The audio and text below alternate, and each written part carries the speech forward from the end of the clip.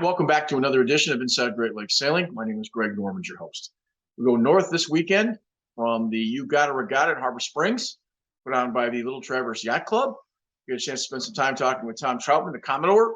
He talked a little bit about the weather and all of the wonderful conditions that folks had a chance to enjoy up there in Harbor Springs, sort of bringing an end to the big boat race season here in the Great Lakes. There's still a number of events left in August, but after the Max and the Regatta, it kind of winds down a little bit, and he's going to talk a little bit about the race. We also wanted to mention that Vice Commodore of the Little Traverse Yacht Club, Debbie Shaner, we hope she gets better fast. She's been under the weather for some medical conditions, and we talked to her last year, and Tom was nice enough to step in and kind of fill us in on what was going on. If that wasn't enough, we also spent some time with Hannah and Scott Sellers. Scott is from the Harbor Springs area in the summertime, but for the most part, Lake Spur, California, member of the St. Francis Yacht Club, as well as the Little Traverse Bay Yacht Club. They've gained some notoriety as a family. He and his daughters have won both the MAC as a double-handed from Port Huron, and on a 111, a J111, which used to be Dave Irish's boat. They were also victorious on the Chicago to MAC, and then went back home and took a second place against some pretty tough competition. Former America's Cup captain, and he'll have talked about that. That was that campaign of boat from Virginia, and we'll get into that a little bit during the conversation. So it was really fun talking with Scott and Hannah, and just a really special family that spends a lot of time on the boats together. And you'll see when you see the interview how much fun it was to interview both Hannah and Scott. And I want to thank them for spending some time with us. So we'll be back with Tom in just a second, and we hope you stay tuned. Welcome back. We're talking with Tom Troutman, who is the Commodore for the Little Traverse Yacht Club. And I just wanted to get a chance to talk to you briefly the day after the Regatta. You guys had as good a weather as possible. And I just want to maybe just sum up the race a little bit and tell our audience a little bit about how great it was up there, because I've heard nothing but great things. Yeah, it was a fantastic event this year, and I think we're pretty much back to normal, if you will. 2 years ago we had to cancel the event due to COVID, and last year we held the regatta, but we didn't quite have all the shoreside activities that we've had in the past. But this year, kind of everything was back and going, and we lucked out and had perfect weather, perfect wind, and pretty much a full roster of boats. The city has kind of imposed a cap on the regatta of 100 boats. So we aren't really able to have more than 100 boats. And we had 100 registered for a while and even a waiting list, but we always get some attrition after the Mackinac races. People break things or lose crew or maybe get burned out after Mackinac. So I think we ended up with 93 boats, which is still a good number for us. Debbie Shaner is your Vice Commodore, who has had some health issues, and she was at the race, but we were talking with you as the Commodore, and I appreciate the time. We talked to her last year. Why did they cap it at 100 boats? I'm curious on that one. Well, I think it's just impact on the town. 20, 25 years ago, maybe somebody took some liberties and took a joyride in a police car. There might have been a broken window down at Bar Harbor, but I've had to go in front of city council and actually the Harbor Commission, we usually got to go in there and seek permission to hold this regatta, and to, I've been trying to get them to increase the cap, knowing that about a third of the boats in regatta are local, so they don't really impact the town because they're already here and they live here. I don't think sailors are quite as rowdy as they were 20 years ago. Everybody's kind of toned down a bit. And C, the boats are smaller. I mean, this regatta 20 years ago was a lot of large boats with large crews. And of course, now we've got a lot of smaller boats with the J70s and the Melgus that don't have as many crews. So I don't think the impact on the town is as great as it once was. Of course, you've been to Harbor Springs, we have limited resources for lodging and restaurants. And I think it was just a crowding issue in town. And that's why they've kind of put this cap on regatta. It's the 61st event. Kind of explain it. It's the end of the big race season. And I say that because it's the culmination of both the Chicago and the Port Huron races, and everybody gets a chance to come up there. Every other year, obviously, there's the Trans-Superior, so that plays a little bit part of that schedule. But obviously, it's buoy racing, which changes the concept of what everybody's been doing up to that point. But it really is more party than sailing. But yet, I think sometimes it doesn't get the recognition for just how good a regatta and competitive regatta that it is. Speak to that, if you would. Yeah, I would agree with you there. I mean, it is after the two Mackinac races every year. We seem to get more boats when the Chicago is the second race, because we get a lot of those boats from Chicago that are leaving the island and, taking their boats home that'll stop in. So it seems like when the Chicago race is second, we get a little bigger numbers as far as competitors go. But it's I think it's kind of a wind down race for a lot of the sailors that maybe have done both Mackinacs, and a little bit more of a social event where they bring in family. They invite maybe more people on the boat to sail and have fun than what they might sail with in a normal buoy race. And I think it's just, Harbor Springs is a great place to just come and hang out, and pretty relaxing atmosphere. And I would agree, it's certainly a lot about social, but certainly some serious sailing going out on Little Traverse Bay as well. As a Commodore at Little Traverse, do you feel pressure to have the party to be equal to that of what it might have been for both the Mac races on Mackinac Island? Well, we like to, provide some activities at the club. Irish Boat Shop, who I happen to work for, they're gracious enough to really support the regatta. They do a lot to support the regatta. We consider them a sponsor for sure. And of course, they've traditionally done their Friday night party, which is a great party. I always say I love going to that party because I see people I only see once a year and at that party. And, they Petoskey Brewing was there with several flavors of beer and wine, and we had hot dogs and brats, and we hold it outdoors on our tarmac on the yard out there, and brought in some entertainment this year, and it was very well attended. And people were certainly, soaking up the sun and the suds and having a lot of fun. And then, last year we, coming off of COVID and having to cancel the race in 2020, last year we didn't do a whole lot at the club as far as food. This year we were pretty much back to normal. We did a breakfast both Saturday and Sunday, which we didn't do last year. LTS, the Little Traverse Sailors, who we work very closely with, they traditionally did a pancake breakfast as a fundraiser during regatta. And during COVID, that kind of went away, and we presented them with the opportunity for this year, and they took a pass. Last year we didn't do anything. And again, the problem here in Harbor Springs is, where do you go for breakfast? There's not a whole lot of options. So we brought the breakfast back, which was very well received and very well attended.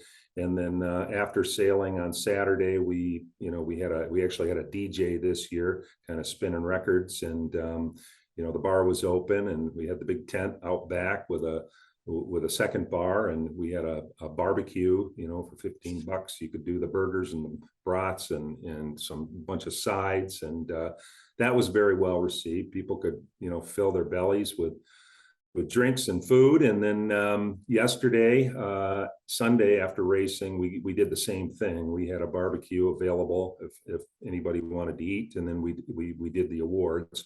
We were a little delayed in getting the awards done because I think they heard 3 protests after racing yesterday, and they had to get all that sorted out before we could finalize results. But if you're the Chamber of Commerce, you obviously pitched in for pretty good weather. You had as good a weather for 3 days as you could probably ever hope for. We had great weather. I mean, the One Design group that went out on Friday and ran Windward Lewards, the breeze was up in the morning and stayed consistent all day, pretty much out of the west. Saturday and Sunday were a little more typical Harbor Springs. One of the reasons we changed the start times a couple years ago from, I think we used to try to start at 10:30 or 11, but we bumped the start to noon because there were a lot of years where we'd just be sitting out there waiting for the shore breeze to fill in. And it was like clockwork on Saturday, Sunday. I mean, it was glass calm right up until about 12 o'clock. And then the thermals started to fill in. And, we had a good 8 to 15, that came out of the southwest, more westerly on Saturday, a little south in and on Sunday, but pretty steady pressure and provided for some great sailing, sunshine all day.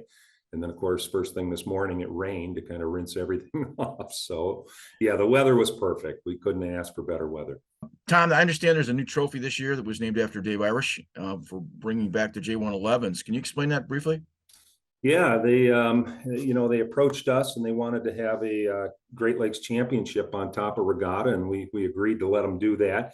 They agreed to sail our format. We did provide them with Windward Lewards racing on Friday, but they did tours of the bay on Saturday and Sunday.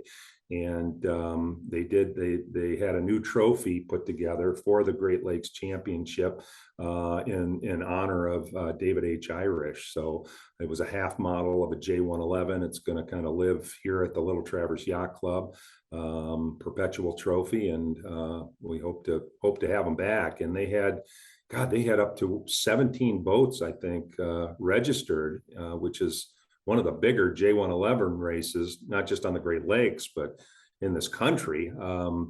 They had a little attrition after the Mackinacs, and I think ended up with 13 boats on the line, but still a good number of J111s, real competitive racing, and great to see that they now have a trophy in David's name. This we're interviewing Scott Sellers here. He'll be on later in the program, who was, I think, second place in the 111. That's correct. Yeah, Satella was first, and Scott was second. So we're going to talk to him and Hannah a little bit later. So that'll be part of the show. So that'll be kind of fun. Yeah, he's done very well this year. He's got that he's got the no surprise rolling. So that was Dave's old boat, right? Yes. Yeah. That's what I thought. That's what I thought. And he's, and Scott sailed with Dave. I'm sure he'll tell you. I mean, Dave was mentored Scott, and as he did with a lot of junior sailors in this area. And Scott did quite a few Mackinac races with him over the years, and he wants to carry that tradition along of, introducing younger kids to offshore racing, and certainly doing that with his own kids and including other kids as well. So it's great. Little Traverse Yacht Club has been around since 1895. So you're one of the oldest clubs in the Midwest, and maybe one of the oldest clubs in the country. And looking down yacht scoring, I was kind of sort of jogged down it just to see who's on what boat, whether it be crew. You have a lot of dual memberships at your club that aren't necessarily true down here in the Detroit area or Chicago. So lots of folks that belong to Bayview or belong to Chicago or Crescent or any other place. Certainly you have, I think, probably the largest number of dual memberships of any club in the Midwest. Obviously because they have vacation homes, but that's got to help the summertime a little bit in terms of its process and being able to attract more folks from down here. Yeah, it does. Harbor Spring is certainly a resort community, and our population just about triples in the summertime. And yes, we have a lot of Detroit and Chicago and St. Louis people that have second, third homes up here. I'm sure have, maybe are members at several clubs. Our current membership is right around 460 some active members. which we've had to kind of pump the brakes a little bit on membership because we're growing very quickly, and it's a relatively small club as far as the footprint of the club itself. But so we've just done some things, put some things in place. Just you've got to jump through a few more hoops to get in on membership. I think we were also one of the I don't want to say the cheapest, but our membership dues weren't a whole lot of money. We actually raised our initiation fee to, again, try to help slow the growth a little bit. But we did some improvements at the club this winter. We put in a new bar. We never really had a proper bar up there, so we really just kind of had a little service counter to get drinks inside the clubhouse. And we 2 years ago when COVID hit, we put a big tent out back on the patio so people could eat outdoors, and people choose to eat outdoors. Most people want to sit on the porch overlooking the harbor, which is a beautiful view. And then again, a lot of people just want to eat outdoors. So that inside of the clubhouse was a little underutilized. And again, by putting in a real bar, it's kind of helped boost our bar nights. And it's so much more inviting and warmer in there now. We've added a couple of TVs, and we've got sailing videos going on. We've got added a sound system in there, both in the club and on the porch. And it's just really made it a much nicer atmosphere in the club. And that is, members have everybody's really pleased with how that addition turned out. Last question. You had a chance to sail with Bill Martin on Stripes, which has got to be fun being on a 70 Santa Cruz. Rail meet for your race is a little easier because at 4:30 you're going to come back to the dock versus being out there for a while. So I'm sure that was a great experience as well this summer for you. Yeah, it was. I've done some sailing on Stripes with Bill Martin. I sailed with him last year in Regatta and Port Huron. I've done 3 Trans-Superior races with Bill on Stripes, and was invited back to sail Regatta this year. And it's a great crew. Danny Knight and Eric Rasmussen, keep that boat shipshape. And Bill's got a lot of guys that have been sailing with him for a long time that really know that boat well. We were kind of defending champions there in ORCA. We won it when I sailed with them last year, and this year we were first on Saturday, second on Sunday, and ended up winning it for the weekend. So it was a nice win.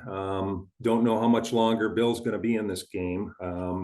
But he keeps threatening that this is his last year, but we'll have to see. But it was always fun to sail with Bill Martin. He's a great guy, and always has got good stories. And he's a great team leader and runs a nice program. Welcome back. We're talking with Scott Sellers and Hannah Sellers. They've been selling quite a few miles here in recent times. We're going to talk about the Mackinac races. We're also going to talk a little bit about the Regatta, but Scott, to start with, you've had a very successful summer, 2 first places in both MAC races, one with your daughter Merritt. Obviously, yeah. With Hannah this past week, a couple of weeks ago with the Chicago race. So we just wanted to kind of touch base with you're getting a chance to spend some time with your daughters this summer, which is kind of cool. Yeah, I mean, it's a really amazing experience. I feel really lucky. Last 3 weekends, I've sailed with 3 different daughters, and sailing with them has been a treat enough, and then winning some races along the way has made it even sweeter. Harbor Springs, yeah, we're summer residents of Harbor Springs. We live in Northern California the rest of the year. You're a Larkspur, California resident in the off season, whatever that off season is to us, right? Yep. Yeah. So we're kind of here 2 months when the kids are out of school. Yeah, the family's based here in the summertime. I work in San Francisco, live in Marin the rest of the year. We were fortunate enough to have a couple weeks ago Paul Caird on, who's a member of the St. Francis Yacht Club, you're a member there as well. Yep. You grew up sailing here. Before we get into the actual racing, you got to explain to me what your thoughts on San Francisco Bay are, because that's got to be as difficult a place to sail as anywhere. San Francisco is a tough place to sail. Really strong winds, strong currents, especially in the summertime. It's cold sailing there. You need to be fully geared up. The water's cold. really teaches you how to sail in heavy air. And but we in the summertime we come to Harbor Springs. We don't think anything beats Lake Michigan and especially Little Traverse Bay in the summertime. Fresh water, right? Yep. Hannah, you're headed to Brown University coming up, I'm guessing, in the next couple of weeks, right? Yeah, I leave in basically a little under a month now, the end of Okay. August. And you're going to sail at Brown, am I correct? Yes, I am. You guys just competed in the Chicago to Mac race. You took first place on the J111, no surprise. Yep. Now that's a crew race, and we're going to talk a little bit about your dad and your sister being a double-handed race on the Bayview race. But the Chicago to Mac race was a little harrowing with weather and sideways, lightning, and just kind of take us through the race and what it's like to finish first place with Dad sitting down the rail somewhere. Yeah, I mean, also it was a really amazing experience to win the race. I've done 2 previous Mackinacs, but this was my first Chicago Mackinac. I've done 2 baby Mackinacs. It was really exciting to get a first. I've gotten a second and a third before. So I guess we're due for one, but it was a really challenging race, which made it so much more rewarding to win. It was super tough weather. I'd say there was rain for probably 7-8 hours the first night, pretty intense thunderstorms. And we both agreed it was some of the hardest rain we've ever felt in our life. It felt like you were being pelted the whole time. And it was really, coming from California where we don't have lightning, it was pretty neat to watch all the lightning, but when it went for 8-9 hours, it got to be a lot. But it was a really adventurous race. It felt very exciting, kept you on your toes, kept you awake the whole time. But that was our first night, and then the following morning we had pretty light air, and we had gained about 11 miles on the second place boat throughout the storm the first night, and then that following morning they had caught back up to us and were only a mile behind us because we sailed right into a hole. So that was frustrating, but it really just added to the competitiveness of the race, which I know, especially as a skipper, made it really extra fun for you too. And so yeah, it was exciting to feel like you were still racing against someone, and even though it would have been super nice to have that big lead. But then our second night, we had pretty strong wind gusts. What did you say it was, like 35? 35, yeah. Yeah, it was 35 knots of breeze, and then pretty intense waves, and we're sailing upwind for most of it. So it was a pretty challenging 2 nights. The days were a little calmer, which was nice, but it was definitely an adventurous race. Yeah, I think the second night, because we were going, closer to the wind, and it was actually steadier, stronger wind. That was probably actually even harder than the first night with all the squalls when that cold front came through, and we were off of Beaver Island, and that was a long kind of 5-hour haul up to Gray's Reef before we turned the corner and popped the kite. Yeah, the last 8 hours of the race are always just the toughest because you're exhausted and ready to see the Mackinac Ridge and finish. But this was especially tough because after the first night, you're like soaked through, thinking it was crazy, and then the next night you're just cold, exhausted, sitting on the rail and pounding through these waves. But we made it. Yeah. Scott, as skipper, you obviously worry about your crew in those kind of conditions. Do you have an extra eye out for a daughter who's on board, who's also part of that same crew? I think we have a very experienced crew, and give background of the boat. The guy over your shoulder there in the picture there is Dave Irish, a legendary Great Lakes sailor who I grew up sailing under. When I was Hannah's age, I was sailing Mackinacs with him, and so when Dave was no longer healthy to sail and he passed a little more than a year ago, I bought the boat and really kept a lot of the same team together. So we have a really experienced team. And Hannah is one of the younger and less experienced sailors on the boat. Still, she has a couple Mackinacs under her belt, and I had her. She was trimming main a lot. So through through the squalls, I probably drove most of that night through the squalls. When it gets really hairy and squally, I'll probably usually grab the helm, and then Hannah was next to me, kind of trimming main. We're communicating, just helping keep the boat on its feet. So I enjoyed having her there next to me. I mean, I don't know per se. I felt like we were all just, felt like there was never a moment where I was really scared, I guess, for someone, because I felt like everyone was really comfortable and competent in their skills on the boat. I feel like I kept an extra eye out for you, because it does get pretty gnarly by the wheel. And so, and you know, especially if you're standing up and the waves are pummeling down. So I like to make sure he was harnessed in. I feel like I was keeping an eye out for everyone, and I was making sure everyone else was harnessed in.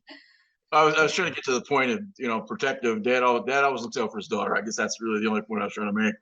But here's the other question for you, Hannah. Does it give you a little, when you take off from Chicago, your sister had won a race with your dad. Is there a little extra pressure for you? I think it was amazing. I'm so proud of her. She did an amazing job. She worked really hard for that. And, you know, a double-handed Mackinac is not per se something that I am super interested in doing, but it was something that she had dreamt of doing. And, you know, obviously they did an amazing job. So I didn't per se feel a ton of pressure to perform a certain way. Like my dad said, I was the youngest crew member and probably least experienced on this boat that we won with. And so I was really there just to do another Mackinac and gain more experience on the boat and challenge myself in my first Chicago race, which was significantly longer than the first two I've done. So I feel like I put a little less pressure on myself to like perform and rank wise, but We had some amusing conversations in Chicago, though. We were going down the back. Oh yeah. I mean, before we launched in Chicago, I was walking down the dock, and everyone who saw my dad was like, "Wow, you're back for another one!" Like, and they're like, "Oh, you're the 14-year-old." And I was like, "I'm 18, but what's my sister?" Scott, just briefly, let me go back to Port Huron and go through that. That's an experience that you maybe hit some highlights to that.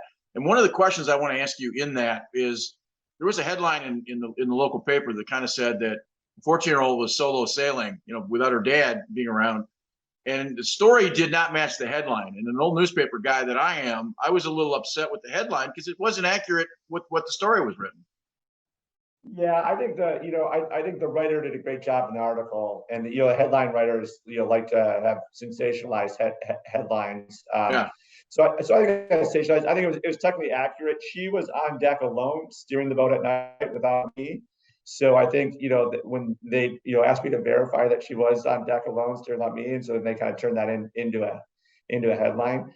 But we were fortunate. It was fairly benign conditions, and Merritt is Hannah's little sister and our middle daughter. She's a very enthusiastic sailor, and we had done a lot of double-handed sailing back in San Francisco Bay during COVID on her J70, and she had done the Chicago Mackinac race last year, and we'd been out practicing, and in heavy air we could douse the spinnaker. If I would pretend I fell overboard, we'd throw a cushion overboard, and she could get the spinnaker down by herself by letterboxing it. And so we felt she was ready to do it, and I knew I wouldn't be up on deck the whole race, and so she was took a few turns at night. And I have to admit, the first time going down, I go down the quarter berth, and I can I'm looking at the nav station. I can see the GPS. I can see what course we're on, and I kind of hear what she's doing on deck. And she was it was very light air at the time, the jib reaching, and I could hear her adjusting the sails, turning on and off, adjusting the flashlight on the telltales, and then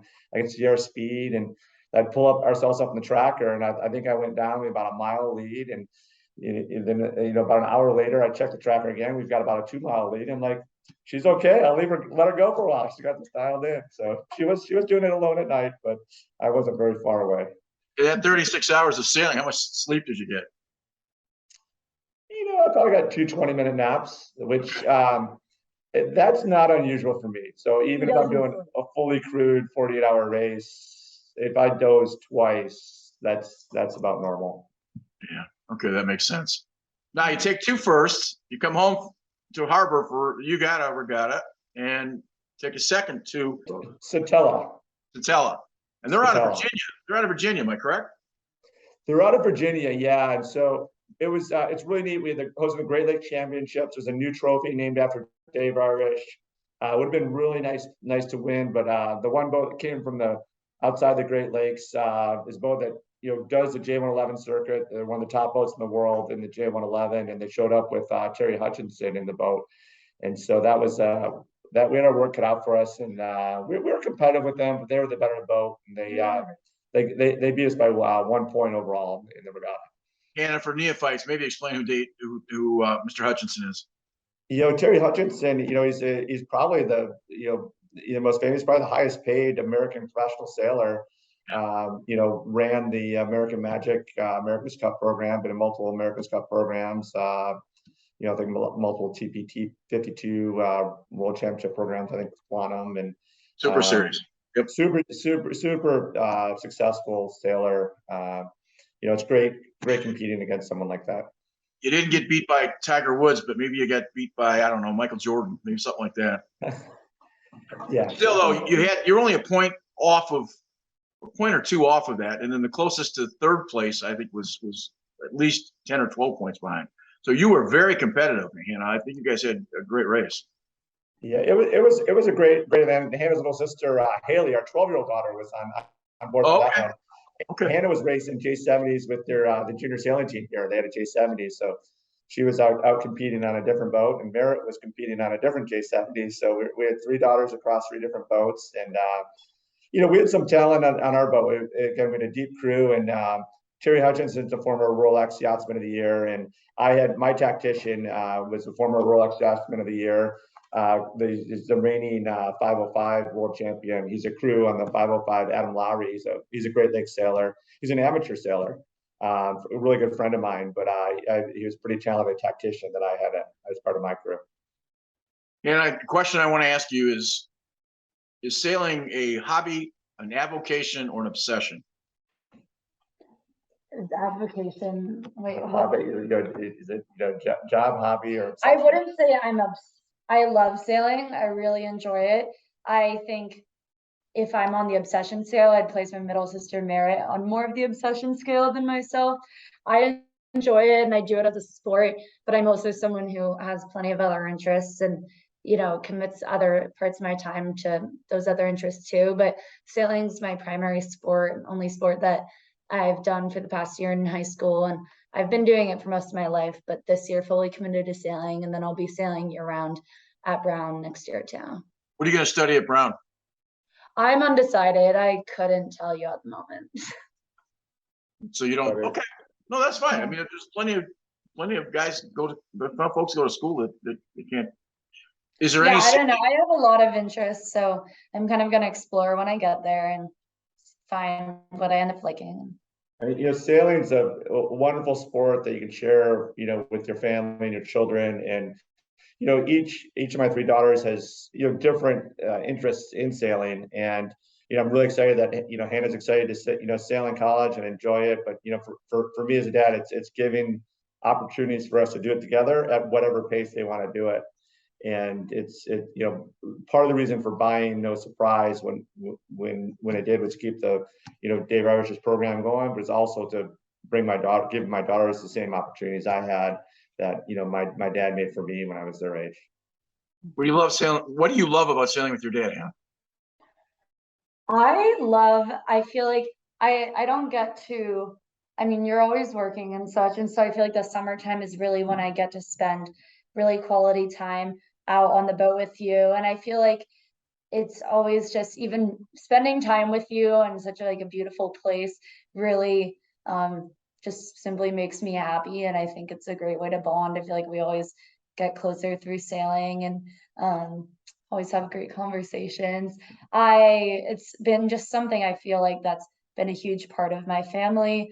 My mom also sailed in college and was always a big sailor, and sails a little less now, but since I was a young kid, I was thrown on boats, and that was just the way our family would spend time together on weekends, or especially in the summer. And so as I've started to grow older and partake in more competitive sailing, I've really learned a lot from my dad, and I feel like I feel much more of a confident sailor, knowing that I have all this advice from my dad and knowing he's such a competent sailor and I can always learn from him. Is there anything left for the summer, or is it just now basically having some fun before you go away to school? We're here for another 2 or so weeks, and we do J70 racing twice a week in just a local series, and so that'll be going on. And we just do all of this little local racing, and then in 2 weeks there's a pretty casual race we do to Beaver Island. about 30 miles, and it's a pretty low key race, but we'll take the no surprise with just some friends and enjoy the day sailing out to Beaver Island and back.